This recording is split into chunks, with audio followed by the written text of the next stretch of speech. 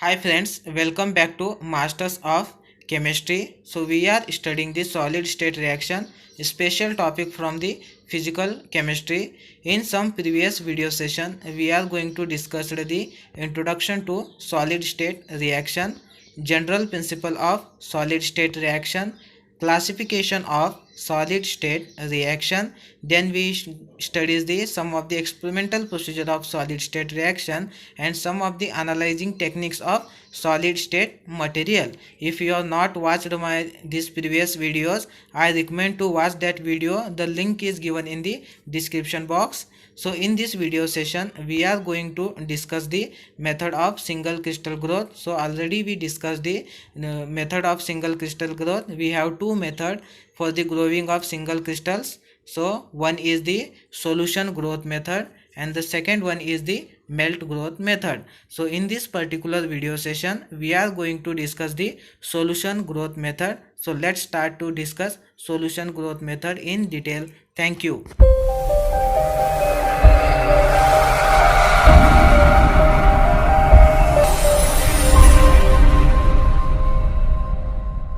So there are various kind of starting materials or reactant used to produce the single crystals. So we know that what is starting materials. So starting materials means it may be the solid or liquid which are react to each other to form the product. So that we call as starting material. So there are four kind of starting material that we use in the solution growth method except the solid. So first one is the aqueous solution. Second one we have melt, then we have glass, and fourth one is the gel. So the aqueous solution, we generally know the water is used as a aqueous solution. Then we have melt, which is the intermediate state between the solid and liquid. Then we have glass, we know what is glass, and we know the gel. So let's start to study the solution growth method in detail, how to crystal can be grown by using this method. So solution growth method we also called as zeolite synthesis. So let's check it out some of the information regarding these zeolites. So zeolites are the crystalline solid which are made up from the silicon, aluminum and some concentration of oxygen. So on the surface of these zeolite solids, some of the pores are present which are helped in the adsorption process. So some of the pores present on that surface which is really helped for the adsorption of solids or liquids. So this is the representation of this is zeolites. Over the surface of this zeolite some of the pores present, and this is the crystal which are grown, zeolite crystals which are grown from this solution method. So let's start to describe this solution method in detail, how to synthesize this zeolite from this method. So in the crystallization of aqueous solution, the crystalline phase can be prepared at very low temperature in the range of 25 to 100 degrees Celsius. So that if you heat the aqueous solution in this range of temperature, the crystal can be grow easily. But on the other hand, solid state reaction required very high temperature to grow the crystals. Nearly we know that 1000 to 1500 degrees Celsius temperature required to grow the crystals from the solid state reaction. So in the chemical laboratory we generally seen that for growing the crystals from the solution, we heat this solution, near organic solution, nearly 25 to 30 degrees Celsius or largely 50 degrees Celsius. So this is the major advantages of using this solution growth method over the solid state reaction. This method generally suitable for the mixed salts such as carbonate, sulfate, which have the very low temperature stability. Now let's start to study how the zeolites can be prepared or synthesized from this method. So the starting material for the synthesis of zeolite is the aqueous solution of silicate and aluminate anion which is mixed together with the alkali. In such cases we use the sodium hydroxide as a alkali because which has very high pH range. Now the gel is formed by the process of copolymerization of silicate and aluminate anion under the application of heat. So we know that what is copolymerization. Copolymerization means the reaction which is takes place between the two different reactant, that is called as copolymerization process. Under the application of heat, this copolymerization process turns into the gel. Now after formation of gel, the high water vapor pressure is supplied to this gel to form the zeolite crystals. So this can be represented by a reaction, so that we can see here. So this is the reaction representation of this total procedure of zeolite synthesis. So this is the aluminate, which is in the form of aqueous. This is the silicate, which is also in the form of aqueous, which these two anion mixed with the alkali, which is sodium hydroxide, and then which is all this mixture heated with the 25 degrees Celsius of temperature, then the formation of gel. So this is the general representation of gel. So after that, the high water vapor pressure is applied to the gel under the temperature of 25 degrees Celsius to 175 degrees Celsius, then the formation of the zeolite crystal. So this is the general formula or representation of zeolite crystals. So zeolite is an important group of materials because it has many industrial applications. Generally, zeolite used as a catalyst. So we know that what is meant by catalyst. So catalyst is a substance which are generally used to speed up or increase the rate of the reaction. So to prepare the or to synthesize the zeolite, there are some conditions. While synthesizing zeolite, we have two conditions for the synthesizing of zeolite. The first condition is the reactive starting material should be freshly prepared. So in this case, we use the gel which are prepared freshly, or the starting material should be extracted freshly. The second condition is high pH alkali metal are used. So in the synthesis of zeolite, the alkali metal, in this case we use the sodium hydroxide as alkali metal. So this should have the high pH. So apart from that, solution growth method again classified into three categories. So first one is the flux method, then we have second one hydrothermal method, and another one is the dry high pressure method. So in this video session we are going to discuss only the flux method and hydrothermal method. So let's start to study in detail the flux method.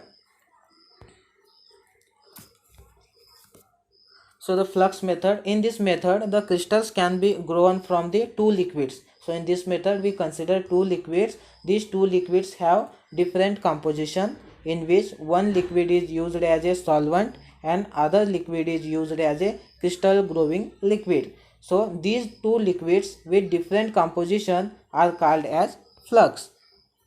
These two liquids have different composition, that's why these are called as flux, and this method is referred to as flux method.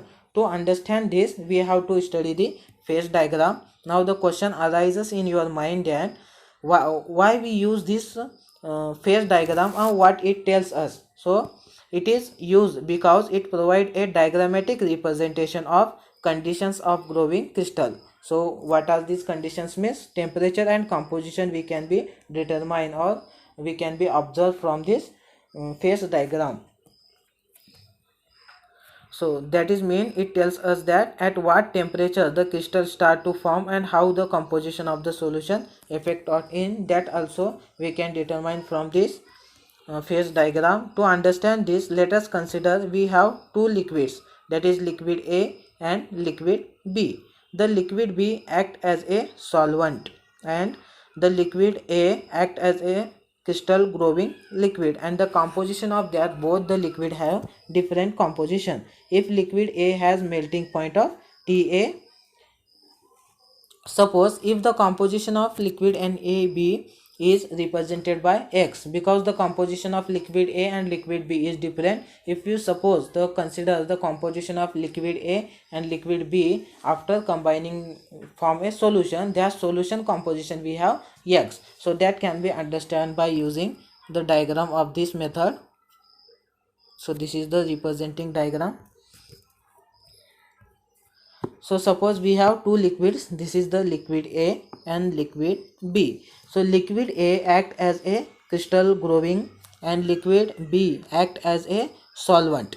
So the liquid A has temperature melting point temperature is Ta when we mix a liquid A and liquid B, we form a we form a solution, but the composition of liquid A and liquid B is different. So that's why we consider the composition of this mixture is X. Now after applying the temperature, this composition of mixture are starting to melt at temperature TE, and it continue to melt until the TF. So in the range of TE to TF, the crystals of liquid A start to produce, because liquid A does not melt completely, it just melt partially. That is, generally the melting point of liquid A is, we know that it is TA, which is above the TF. So in this range of TF to TE, the crystals of liquid A start to form, but to start the TE because of liquid B, which reduces the melting point temperature of liquid A. So liquid B just act as a reducing melting point of liquid A. So liquid A does not melt completely, it melt partially, and the crystals can be formed before the melting point temperature. So from this method, the single crystals of liquid A is produced under the influence of liquid B as a solvent. Next one is the hydrothermal method. So this is the second method of growing the single crystals by using the solution method. So in this method, water is used under the pressure, and temperature is applied above the boiling point, so that is used to speed up the reaction between the solid. So in this method, water plays two roles, as a liquid or vapor, but in both the phases it acts as a vapor transmitting medium. That means it applies the pressure over the reaction. So in this method, the starting material is placed. So in this method, the starting material placed in a reaction vessel. So this is the reaction vessel in which the starting material is placed. After that, the water is filled in this reaction vessel. So this is the water which is filled in the reaction vessel, and which is closed with the lid. So this is the lid over the reaction vessel which are used to close. Now the whole apparatus is placed in a temperature gradient. So temperature gradients means under the variable changing temperature. That means temperature does not remain constant, it changes with the reaction condition. We does not apply the same temperature. We can apply the temperature depending upon the reaction condition. Sometimes we apply 30 degrees Celsius, then we apply 50, 60. So the varying temperature we call as temperature gradient. So in the meantime, some amount of mineralizer is added. So what is meant by mineralizer? Mineralizer is any compound which is added to speed up the crystallization. So in such cases, we use the sodium hydroxide as a mineralizer. So this mineralizer is added in this solution, which react with this starting material to grow the crystal. So after adding the mineralizers, the reaction rate is increases, and the crystal start to decompose at the hotter end of this reaction vessel, and crystal start to grow at the cooler end of this vessel. So these are the crystal grow in the form of seeds. So this is the procedure how the single crystal can be grown from this method. So from this method, several crystals can be prepared, such as quartz. Quartz single crystals can be grown from this method. So another single crystals means corundum single crystals, which is aluminum oxide. Then another means the ruby are single crystals also prepared from this method. What is ruby? So ruby means it is the aluminum oxide doped with the chromium plus 3 ion. So thank you for watching.